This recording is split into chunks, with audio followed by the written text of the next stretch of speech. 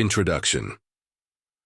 The dog who barked at the truth. No one in Bitter Creek, Texas had ever seen a dog bark at a saddle, like it was hiding the truth of the world. It was the kind of town where secrets stayed buried under layers of tradition and pride, a place where people still left their keys in the ignition and waved at strangers like cousins. And on that sweltering afternoon during the annual Frontier Days parade, everything looked perfect. Flags waved. Kids tossed candy from floats. Sheriff Elijah Cole stood like a postcard from the past, tall, composed, his brown uniform crisp, and his hat wide as the horizon, a man carved out of authority and charm.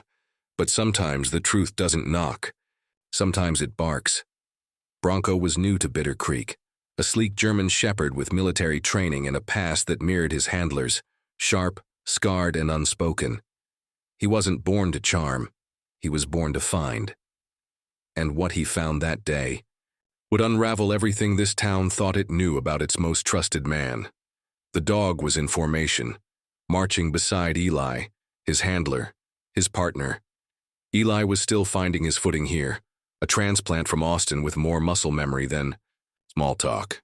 He didn't fit in and folks made sure he knew it. But none of that mattered when Bronco bolted.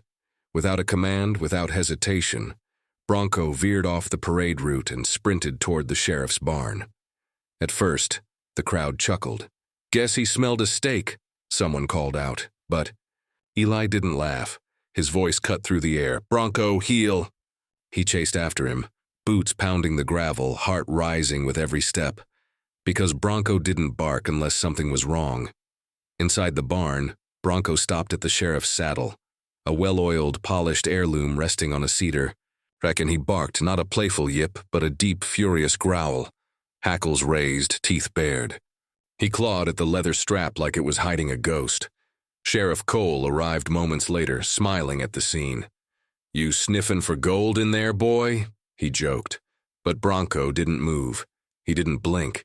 He growled lower, deeper, and just like that, the laughter stopped. Eli approached slowly, his instincts kicking in. He knelt down, reached beneath the strap, and felt it. Something metal, cold, out of place. Not a part of the saddle. Not a part of anything that belonged. "There, what is it, boy?" he whispered. He never expected the answer to shatter a town.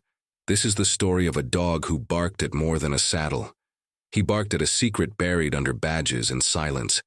A story about trust, about truth, and about the one partner who never lies. And if you think it ends here, think again.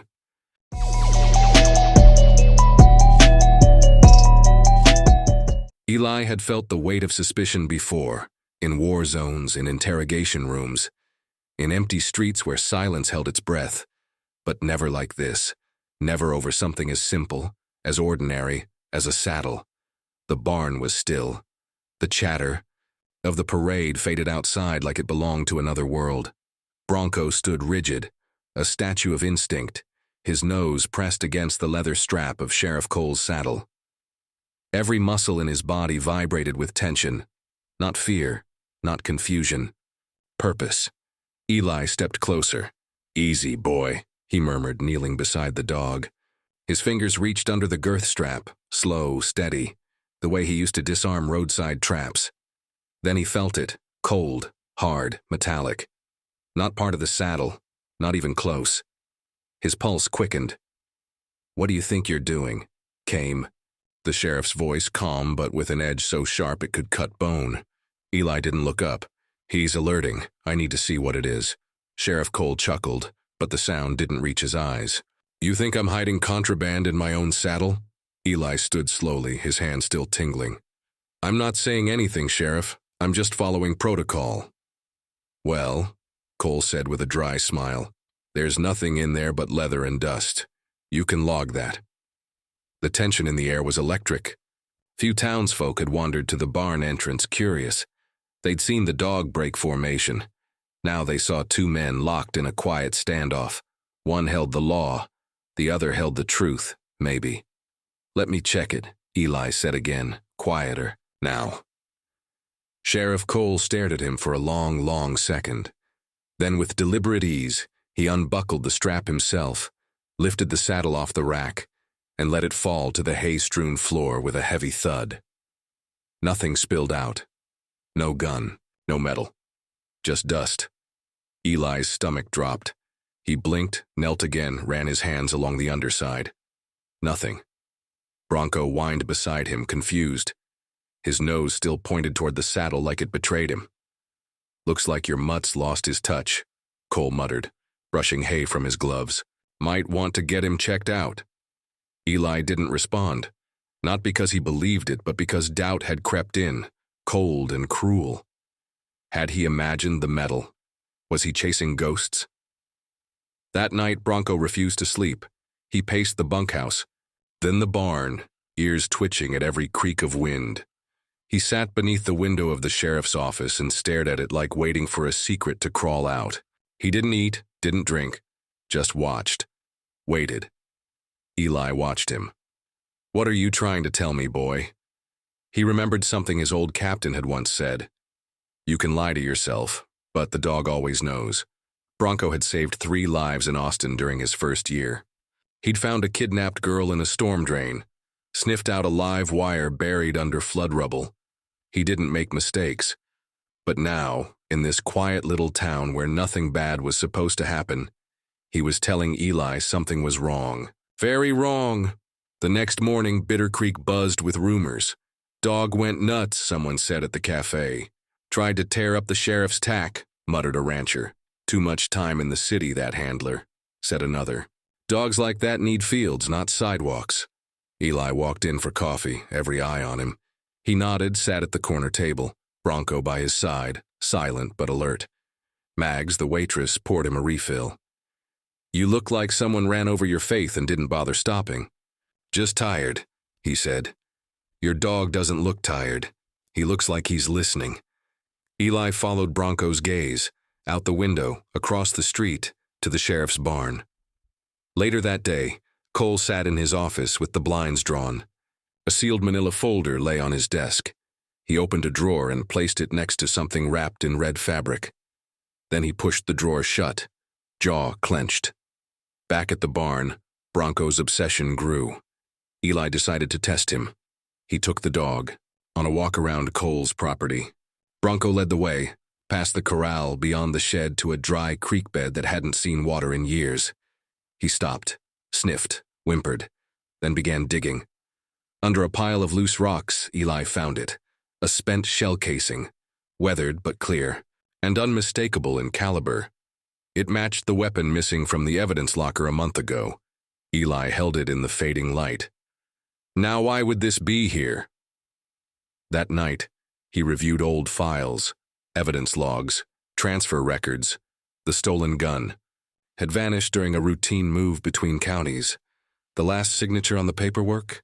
Elijah Cole. Coincidence didn't exist in Bitter Creek anymore, so Eli hatched a plan. He planted cameras in the tack room, one in the corner, another under the saddle rack. Then he waited and watched. At 2:13 a.m., the footage showed Cole entering. Calm, methodical. He checked the saddle, pulled something from a hidden flap and placed it into a metal lockbox. Then he bent down and hid it beneath a floorboard. No words, no hesitation. Eli stared at the screen until his eyes burned. "Got you," he whispered. Bronco barked once. Low, sharp, certain. They had proof, but not enough allies. He couldn't trust the local deputies. Cole owned every badge.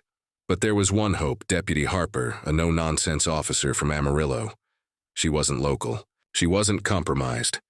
He met her behind the feed store at dusk, handed her the footage, the shell casing. She watched. Quiet. Then she said, "You realize this could bring down the whole department. I'm counting on it." But the next morning, Harper was gone. No call, no shift, no note. Her motel room empty, her bed unslept in, her phone dead.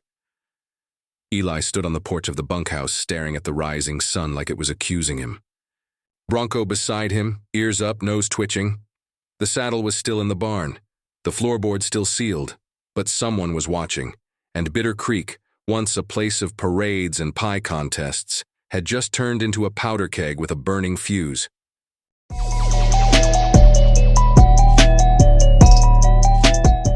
By dawn, the news had already spread like wildfire. Though no one would say it outright, Deputy Harper had taken off, according to the official word, packed up and left without a trace. No forwarding address, no goodbye, no Harper. But Eli knew better.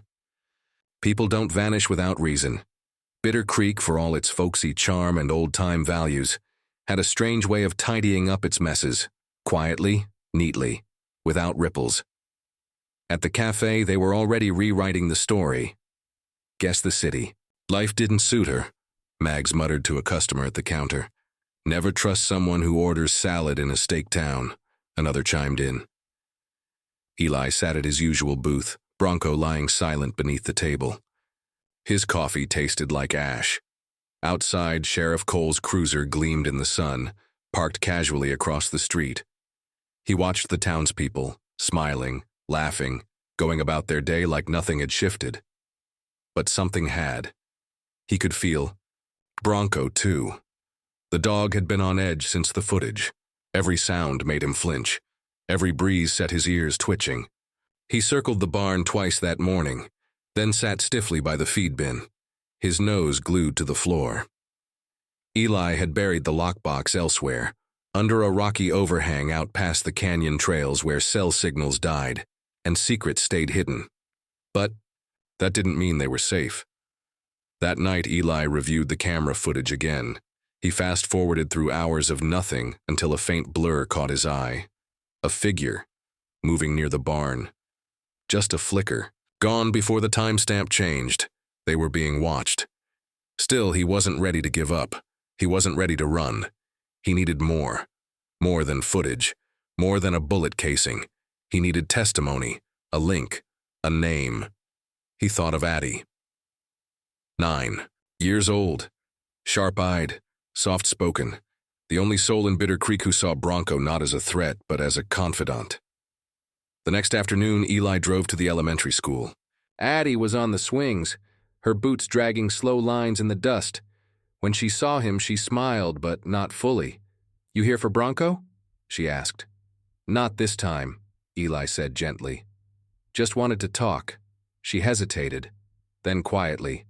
"Did he do something wrong?" Eli shook his head. "He's perfect, it's something else." He sat on the swing beside her, the chains creaking with the weight of the moment. "Addie," he said softly, "has your dad ever told you not to go near the barn?" She didn't answer at first. Then she nodded. "He says the tack room's dangerous at night. Says rats get in. And snakes. Has he ever hidden anything in there?" Her eyes flicked to his, then down. She reached into her pocket and pulled out a wrinkled Polaroid. A Hispanic boy, maybe 15, stood in front of the barn, smiling. Behind him, slightly blurred but unmistakable, was Sheriff Cole. "That boy used to help with the horses," Addie whispered. Then one day, he just didn't come back. Eli stared at the photo, his pulse hammering. The name hit him like a whisper from the past. Rafe Martinez. A case that had disappeared as quickly as it emerged. No body, no press. Just silence. Now, he had a name, a face, a reason. That night, he loaded everything onto a flash drive, the footage, the casing, the Martinez photo. He labeled the folder Martinez Truth and set it to auto-send if he didn't check in for 48 hours. Then he mailed a copy to a trusted contact in Austin, Captain Lya Ran, the only superior he'd ever respected. She had once offered him a job after the accident in Austin. Now he hoped she'd offer him a lifeline. After that, he tried to sleep. He couldn't. Around midnight, Bronco froze at the bunkhouse door. His growl was low, focused, dangerous. Eli followed him outside, flashlight in hand. They circled the barn, nothing. Then something moved. Quick, near the corral, a shadow darted behind the feed shed. Eli chased it, heart pounding, Bronco ahead of him like a missile. They caught only glimpses, a boot, a blur, a glint of metal, then nothing. Whoever it was, they were fast, and they knew the land. The next morning, Sheriff Cole was waiting. His cruiser sat in front of Eli's bunkhouse. Cole leaned on the hood, arms crossed, smile lazy. "I heard you've been digging," he said casually. And I don't just mean the dog. Eli stood on the porch, Bronco at his feet. You think you're gonna ride in from the city, stir up the past, and folks'll thank you. Cole chuckled, slow and low. In this town, we handle things our own way. Maybe it's time this town learned a new way, Eli replied. Cole's smile thinned. Careful, son, keep poking and you might find yourself on the wrong side of justice. Then he tipped his hat, got back in the cruiser, and drove off. That evening, Eli received a message on his phone. No words, just a photo. Deputy Harper's state ID, cracked and lying in dirt, written in the dust beneath it, "Stay out." Eli stared at the image for a long time. Then he looked down at Bronco. The dog didn't move, didn't blink. "We're not going anywhere," Eli said. At the post office the next day, Bronco barked again. Not at people. At the door frame. At the scent. Eli rushed to the drop box. Empty. On a Wednesday, that box was never empty. Cole had been there. He was intercepting the message. That night, Eli called Captain Ran. "It's not just a stolen weapon," he told her. "It's about a kid, a cover-up, and a deputy who disappeared the moment she saw the truth." "You got proof?" she asked. "I had it. I buried it. But Cole's always 2 steps ahead." "Then you need to be 3, she said. "And, Eli, be careful who you trust. Even the uniforms." The next morning, Addie showed up at his bunkhouse. Her ponytail was messy, her face pale. "I heard my dad talking on the phone," she said. "He said he's sending you away. Somewhere you, won't come back from." Eli knelt. "Did he say where?" She shook her head. "He said it'd look like an accident." Eli's blood went cold. He knew what this was. He'd seen it before. Reassignment. Retirement. Accidents. They weren't just cleaning up evidence anymore. They were silencing threats. That afternoon, he sat across from Cole in the sheriff's office. Coffee steamed between them like they were just co-workers. "I heard you've been asking around," Cole said. "Talking to kids. Stirring up names we buried for a reason." "What happened to Rafe Martinez?" Eli asked. Cole didn't flinch. "Kid broke into a house, pulled a knife. I did what the badge required." "And then what?" Eli asked. "You buried the truth." "Under a saddle?" Cole leaned forward, voice hard. "You stir up the past too much, this town'll bury you with it." Eli stood, his hands trembling. He didn't respond. He didn't need to. Outside, the wind howled through Bitter Creek, and in its whistle, something had changed. Eli wasn't digging anymore. He was about to strike.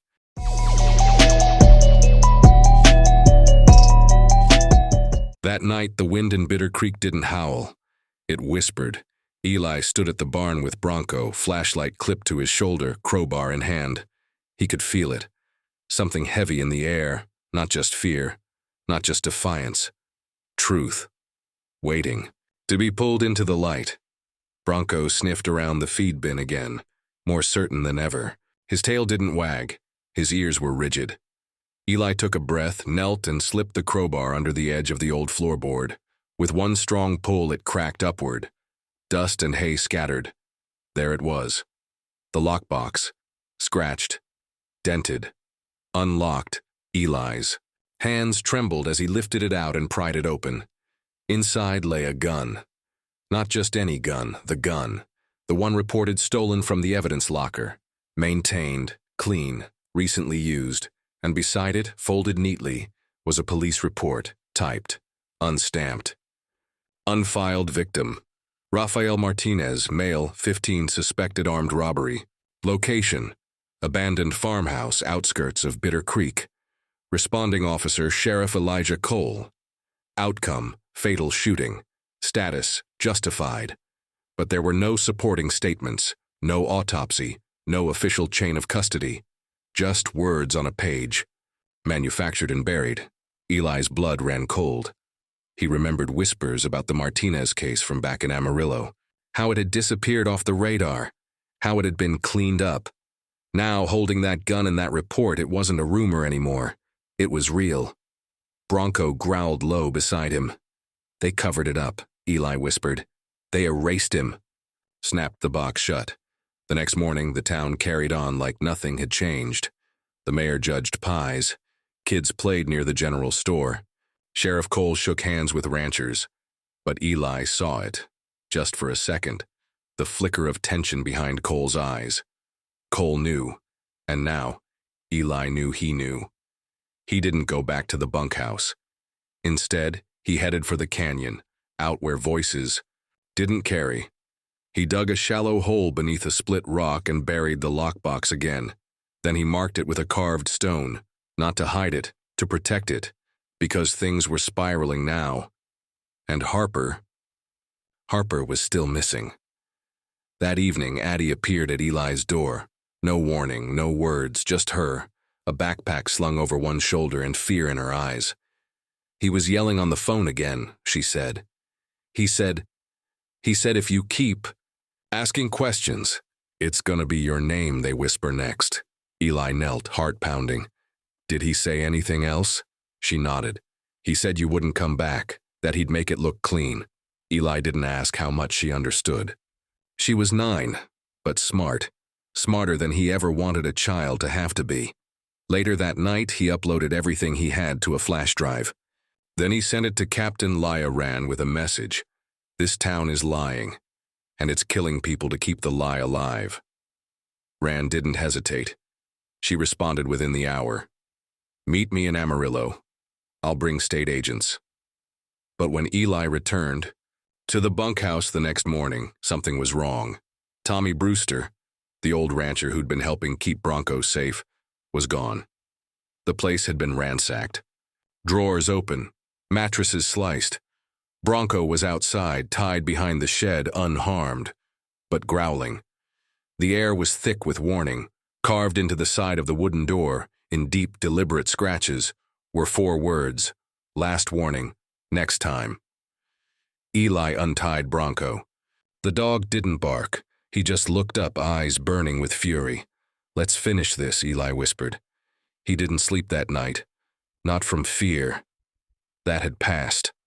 What kept him awake was the weight of choice. He could run. He could vanish. He could hand it all to the state and disappear into silence. But then who would remember Rafe Martinez? Who would tell Addie the truth? The next morning, Bitter Creek looked the same. The sun rose. The cafe opened. Mags poured coffee with a smile that felt forced, but Eli felt it. That tension, that silence before a storm. He entered the cafe with Bronco. Heads turned. A man stood and left. Mags walked over, handed him a folded napkin. Inside, a number. A name. A reporter, she whispered. From Leach. She won't let this get buried. Eli nodded. Thank you. Mags looked down at Bronco. He's not just a dog, is he? No, Eli said. He's the only one who saw everything. Later, that day the town square filled again. Another event, another distraction, this time Town Hero Day. The mayor spoke with pride. The crowd clapped. And there, in full uniform, stood Sheriff Cole. Eli watched from the edge of the gazebo, Bronco silent beside him. Then the moment came. The mayor raised the mic. And now, a round of applause for the man who's kept us safe for 25 years, Sheriff Elijah Cole. The crowd erupted, but from the edge of the square a voice rose. Where's Deputy Harper? The applause faltered.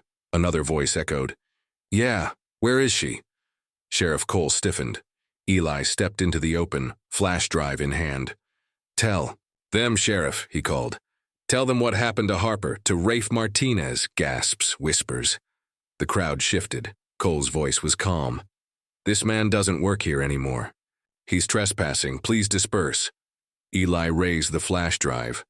This contains footage, badge logs, ballistic matches, and a sworn statement from a state captain. He pointed across the square. And he kept it hidden in the floor of his barn. Then from the front row, Addie stepped forward. She held up the Polaroid. Her voice shook but didn't break. That boy used to help with the horses, she said. Then my dad told me to never ask about him again. Addie, Cole snapped, get down. No, she said. The square cracked open in silence. Bronco barked, loud, sharp, final. He barked directly at Sheriff Cole, and that's when everything happened. A deputy rushed Eli. Bronco lunged, knocked him back. Cole reached under his coat. Weapon, Eli didn't flinch. You pull that and the state will come down on you like a hammer. Sirens blared in the distance. 3 black SUVs pulled up to the edge of the square. State agents poured out, badges raised. Sheriff Elijah Cole, one called. You are under investigation for obstruction of justice, evidence tampering, and suspected involvement in the disappearance of a law enforcement officer. Cole didn't move. Then he looked around. No deputy stepped forward, even the mayor backed away. Eli whispered, "It's over." Cole's shoulders dropped. He didn't resist. Later that evening, Eli stood on the porch of the bunkhouse. Bronco lay at his feet. Addie sat nearby, drawing horses. You okay? He asked. She nodded. He lied a lot. He did. But you didn't. Eli didn't answer. Bronco nuzzled his hand. They had pulled a truth buried under dust and silence. But justice in Bitter Creek was just beginning.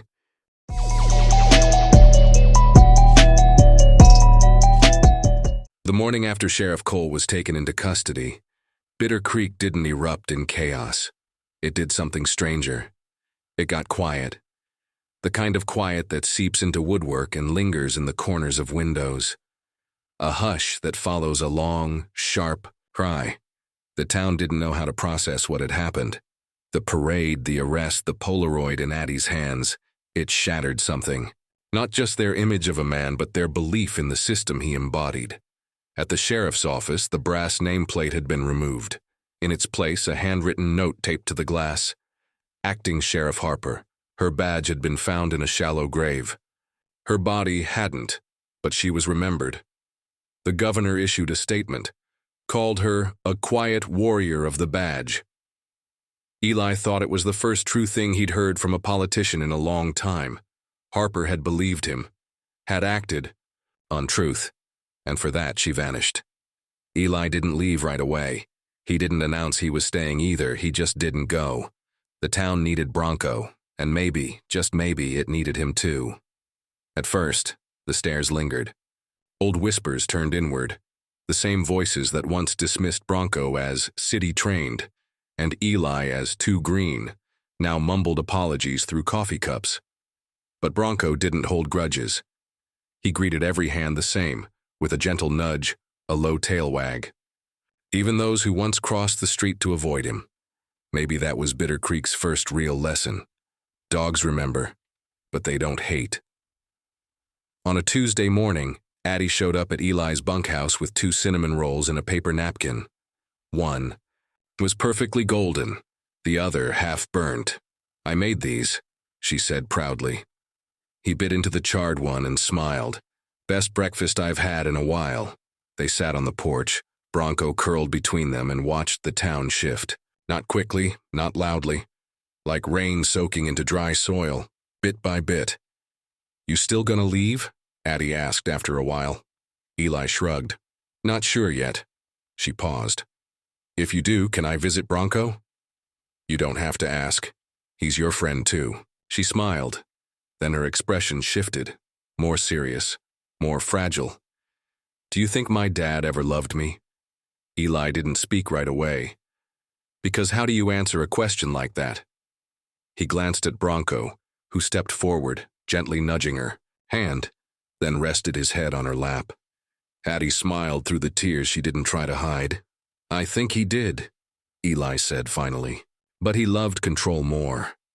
That night, Eli and Bronco walked down to the creek bed, the place where it all began, where Bronco had first started pacing, where the whispers became evidence.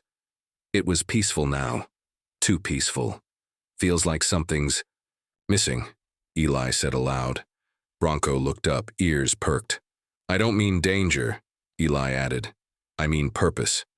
He realized then he wasn't built for stillness. Not anymore. The next day, Harper's sister arrived in town. She carried a cardboard box filled with the last of Harper's belongings. Her badge, her service award, a framed photo of her academy graduation, and a note addressed to Eli. If you're reading this, then I didn't make it back. But that's all right. I knew what I was getting into.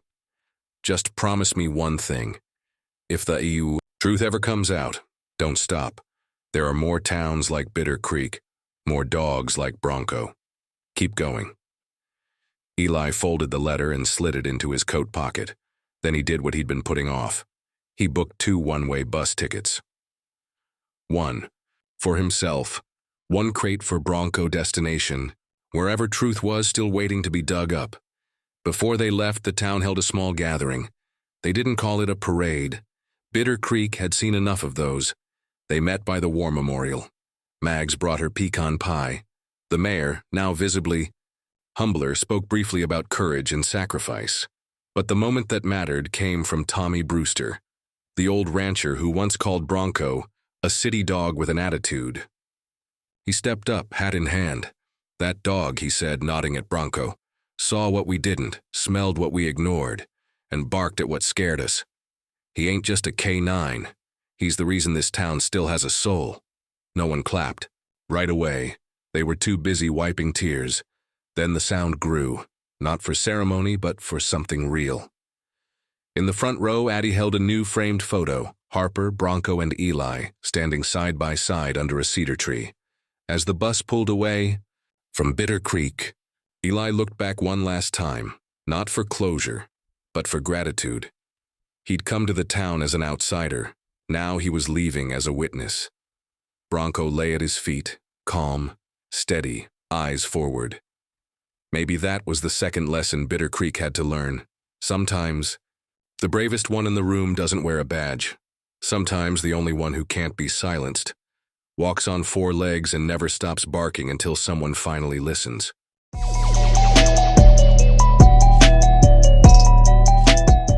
The road out of Bitter Creek stretched long and quiet, framed by fences and fading sky.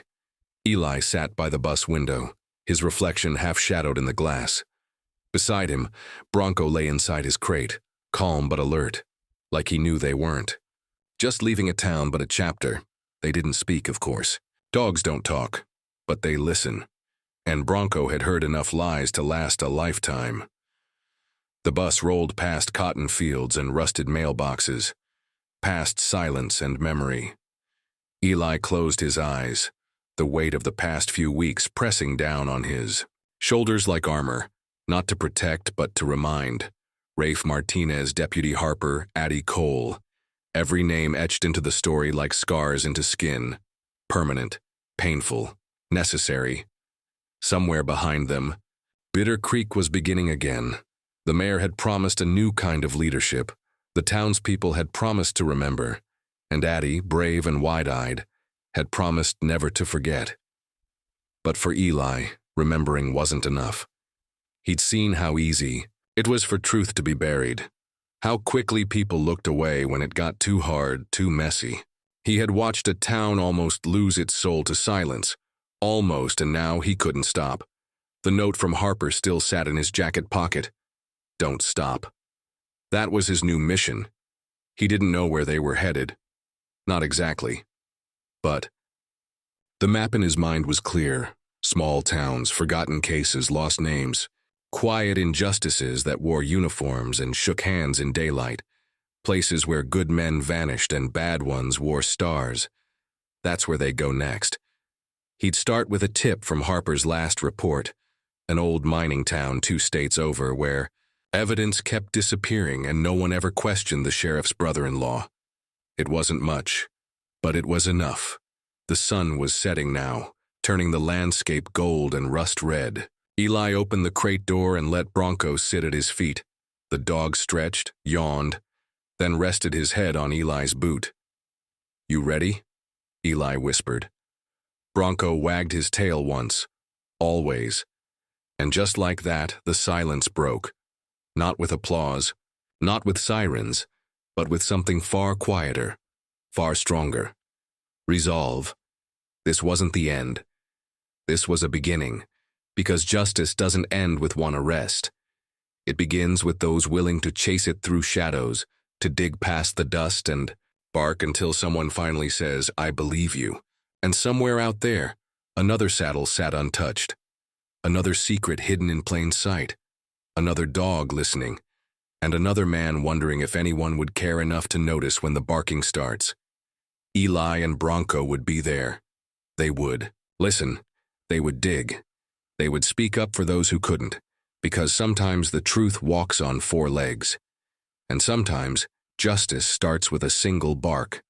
To be continued.